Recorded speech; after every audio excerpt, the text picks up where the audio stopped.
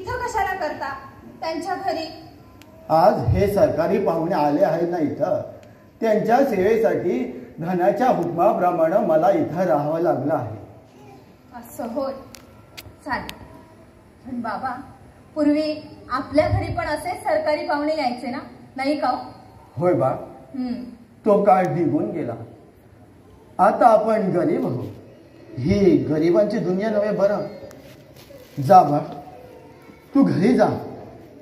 इकडील काम संपलं की मी आलोच घरी. पण तुम्ही लवकर या.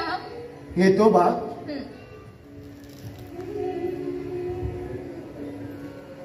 हे काय गोड बंगाल आहे साहेब? हा म्हातारा 4-5 वर्षापूर्वी या गावचा एक श्रीमंत शेतकरी होता. पण कर्जासाठी सर्व जमीन या सावकाराकडे गहाण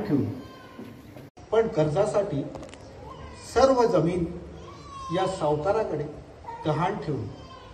त्याच्या फेडीसाठी आता तो त्यांच्याकडे चाकरी करतोय. म्हणून काय झालं? या सावकारानं त्याला असं उपाशी पोटी कामं लावायची की काय?